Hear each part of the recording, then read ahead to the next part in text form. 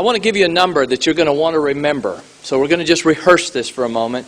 And I was actually raised in a Baptist church. I have a hard time standing in one place. And I will try to do that because otherwise you won't hear me. But 1,614. Remember that number. Let's just say it together so that we get it in our head. 1,614. Now the number that I would like for us to remember is... Right. That's an important number because the number is... Good. You're going to want to remember that number. Okay. I want to give you some of the background of this situation so that you understand it. I will give you more information than you will actually need to know, but the information will help you understand not just why it is so important theologically and all that other stuff, but as a real practical rubber hitting the road kind of situation. Oftentimes we don't speak about things because we don't feel like we know enough, and I want to make sure you know enough that when you say something, somebody doesn't ask you a question and you just have the deer in the headlights. We need to appreciate it. In fact, I was asked tonight, so do we have an ultrasound law in our state like many other states have passed? And I said, no, we don't. It would be great to have that kind of law. But the reason we don't have that law is because in 2000, the Tennessee Supreme Court performed a Roe versus Wade type of maneuver on our state constitution. The reason we have this amendment, in case you don't know, but I'm pro-life, and this is a pro-life amendment, and I'm going to go and I'm going to support it, but why are we doing this? Is because that we are one of only 16 states whose Supreme Court has found a state constitutional right to abortion. We are one of 16, notwithstanding that we have a very pro-life members of Congress and the legislature. And Glenn, I'm glad you're here. I had the blessing to work with Glenn for about 8 years. And if he keeps doing a good job, Glenn, they'll probably parole you and let you go home like they did me. But I'm out on good behavior. So, but one of 16 states that has a state constitutional right to amendment. Now, one other thing you ought to appreciate is that when courts decide cases about constitutionality, they apply different standards of review. And that is kind of the way that we look at it. Are we going to look at it real rigorously or pretty easily? Well, our court decided to apply the highest standard of review that's ever been created by any court in America. In fact, the standard that our court applied is tougher than that under Roe versus Wade. Laws that would be constitutional anywhere else are not constitutional in Tennessee. That's why I have this little welcome sign up here that you may be familiar with, because Tennessee, as Bobby already noted, is an abortion destination. The reason we're an abortion destination is because of that rule. We are the only state in the entire Southeast that does not have at least an informed consent law for abortion or a waiting period law. The only one in the Southeast that doesn't have at least one of those. And we have neither. As a result, according to the report from the Center for Disease Control released just last November, Tennessee has now become the 5th highest provider of abortions to out-of-state women in America. We truly are an abortion destination. Florida is known as the Sunshine State. We are quickly approaching becoming the abortion capital. You'll be pleased to know that we have made progress because from the report in November of 2011, we were only 6th. We're up to 5th. That's pretty horrible, isn't it? That's our state. Now, I want you to appreciate the magnitude of the numbers, and we have another slide here that just shows, according to that last report from the CDC, the total number of abortions performed in Tennessee compared to the 4 states from which we get most of our out-of-state abortions: Alabama, Arkansas, Kentucky, and Mississippi. And as you can see, in that last reporting period, we had 17,000 abortions, and Alabama was next highest with a little over 10,000, almost 11. Mississippi was down to 4,120 abortions. In fact, of the total number of abortions performed in Arkansas and in Kentucky, on their women, we did 15% of them. So in other words, 1,000 women in Kentucky, from Kentucky had an abortion, we did 150 of them for them. As you can see, we perform more abortions than any 2 of those states combined, and among the bottom 3, all 3 combined. Now we do have in these numbers, and I will concede, that there are out-of-state women in those numbers. So we took it upon ourselves to say, well, let's do an apples-to-apples comparison. Let's look at the rate of abortion in those states, comparing rates to rates, so that we can actually see what the difference is. Well, as you might expect, because those other states have laws we don't have, their rate of abortion is lower. So we took that rate for Alabama and said, okay, this is how many they had per 1,000 women, and we had this number of 1,000 women. How many abortions would we have had we had Alabama's rate? And then we said, let's compare that to the rate that the amount we actually did have. And the difference would be the number of babies whose lives would have been saved. I hope you follow the math. It's complicated 6th grade stuff, but you all look like you got through it. So that's the number of babies. Now you could say to me, well, David, we all know that Kentucky, Alabama, Arkansas, and Mississippi are far more Christian and far more pro-life than Tennessee, and that's the reason. It has nothing to do with the fact that they have informed consent laws and waiting period laws, and we don't. Well, you're welcome to believe that if you would choose to do so, but I don't. And let me show you the difference. If we had the rate of abortion of Alabama, in the last year, from the CDC's report, we would have had 1,614 fewer abortions. I would submit to you that if this amendment fails, we will lose 1,600 or more babies every year, year after year after year. This is not a theoretical thing. We can put a number on it. We don't do our jobs. We stand before God with 1,600 babies dead on our hands.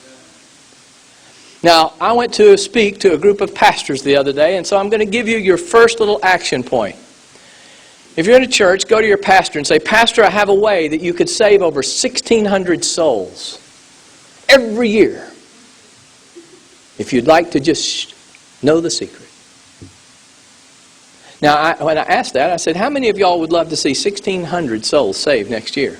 Every pastor's hand went up. And I said, good, because if you will speak from your pulpit before the election about the abortion issue, we have the possibility of saving 1,600 lives every year. And if you don't, they will die. I will tell you, my friends, that I've gotten to the point where I'm no longer willing to, and I know this is recorded, but to swap the gospel of Christ for the gospel of nice. Judgment starts in the household of God. So, to those within the body, to the pastors, we need to cut no slack. Babies will die.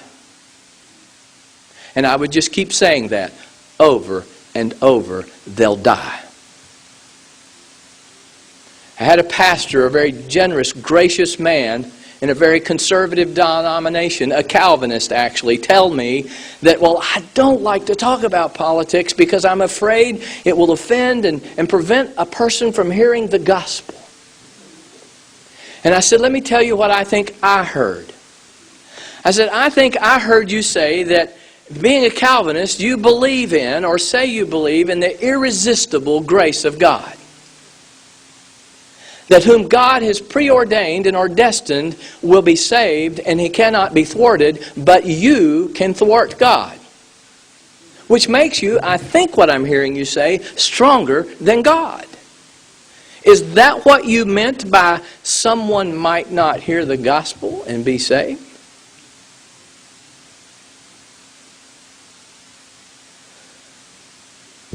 He said, well, I hadn't thought about it like that. I said, well, I'm just telling you what I'm thinking I'm hearing you say. It's time we stop saying what we believe and live out what we believe. Now, I've got another little slide I want to appreciate or to you.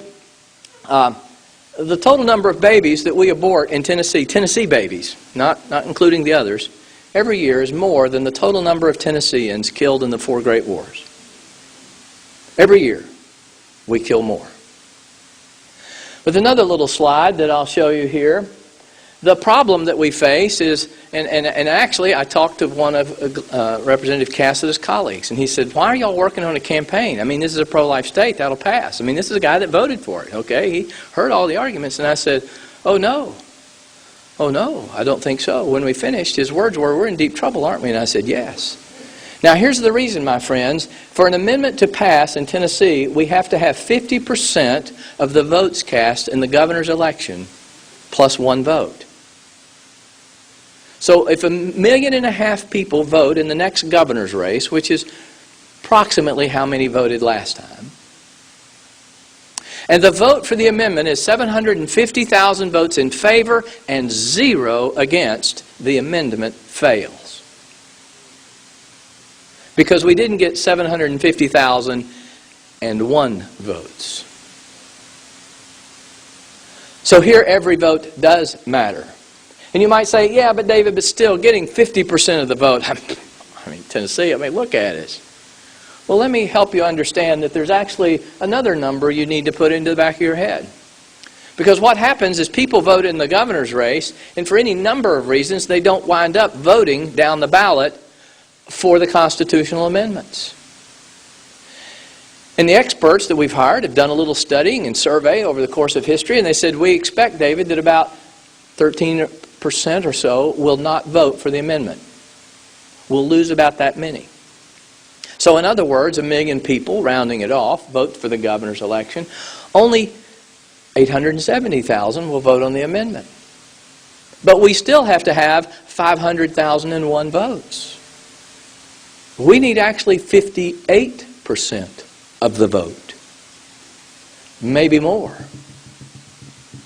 So it's not that easy. Another slide. This is the amendment language, and there's a big hole in it.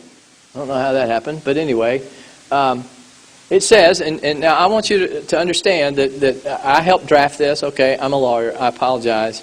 I've been redeemed. I got out of politics. I got out of law.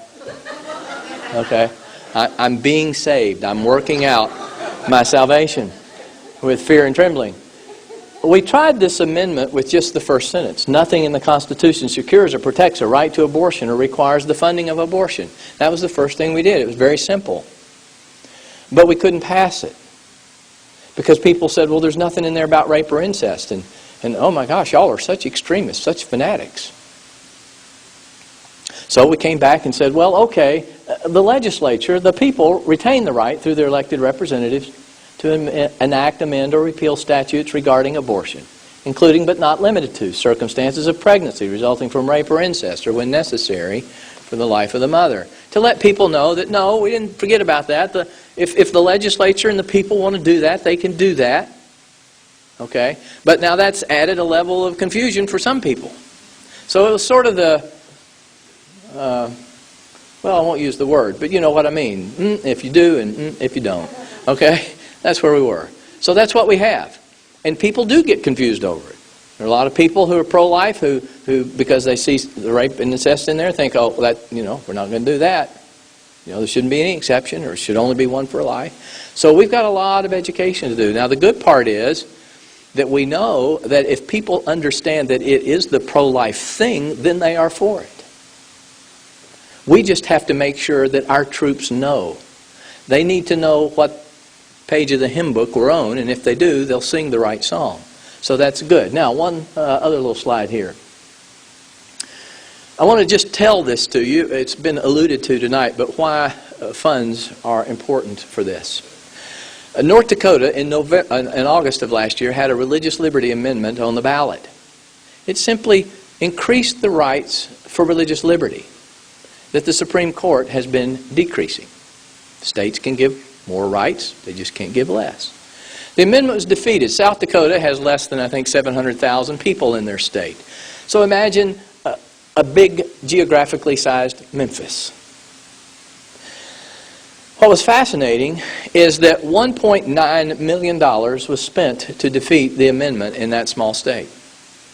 But of that amount, 94% came from Planned Parenthood and feminist organizations. Now, why would they do that? This was not some frontal assault on abortion. The word wasn't even in there. But it would have protected the right of conscience of a doctor or a nurse or a pharmacist. It would have indirectly impinged upon abortion. The amount of money that they spent in that election, if spent in Tennessee per capita, would be over $8 million. And ours is a frontal assault, in their opinion. And because we are the state that allows people in other states to escape their laws. You know, you can drive to Memphis more quickly in Arkansas than you get to Little Rock most places. It allows them to escape their state's laws.